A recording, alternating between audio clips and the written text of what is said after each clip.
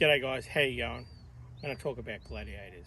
Now, Gladiator's been on the market in the US since 19. I was fortunate enough to drive them over in the US in 19 at Easter Jeep Safari.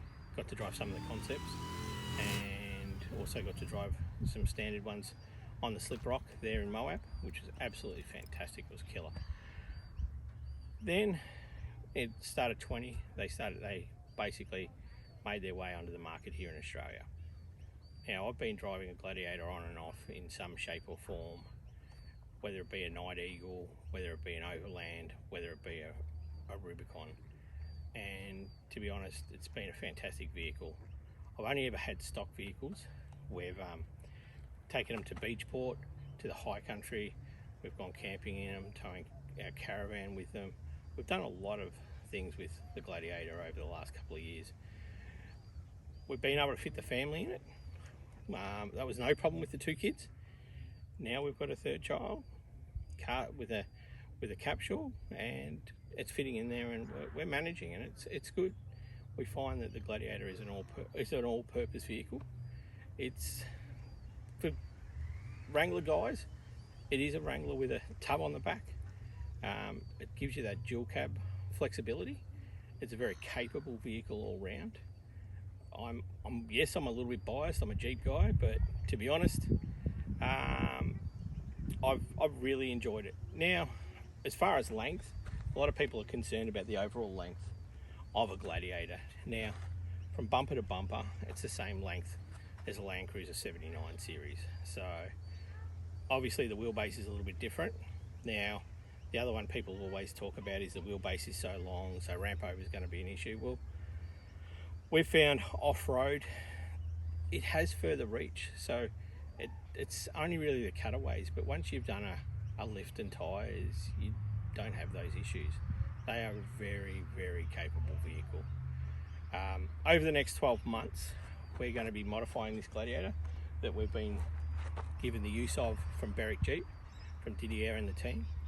So we're going to do lift, we're going to do tyres, we're going to do front bumper, or bull bar as we call them here in Australia. As I said, winch.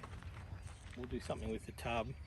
There's a few other little things that we'll do and plug in and run people through and show really sort of what you can obviously do with a stock one and how much you don't really need to throw at it to get out there and be capable.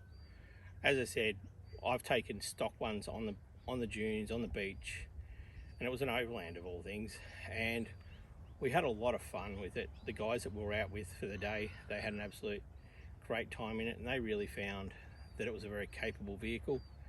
As I said, we've taken them off-road up into the high country and done Craig's Hut and a few other places, and again, we found them very, very capable.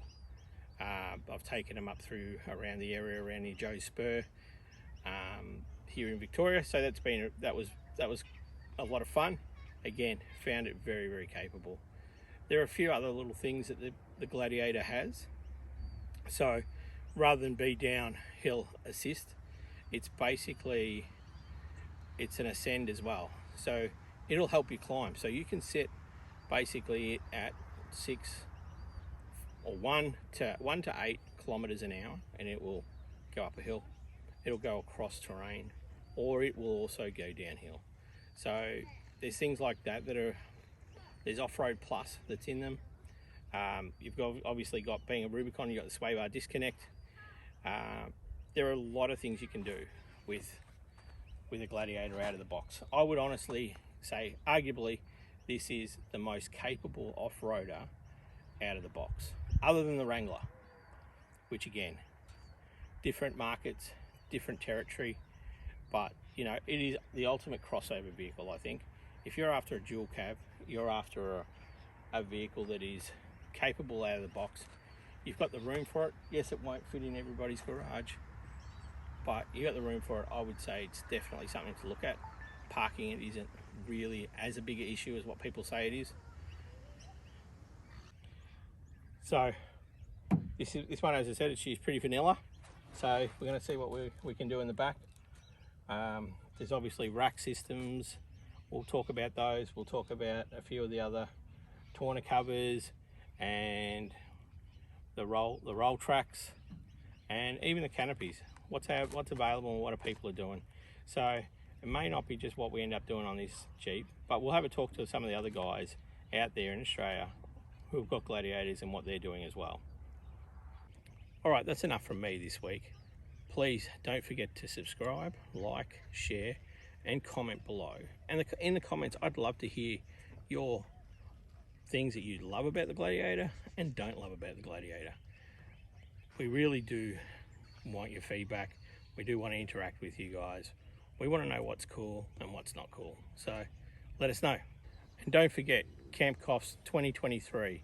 Be there. Jeep Actions 20th anniversary party.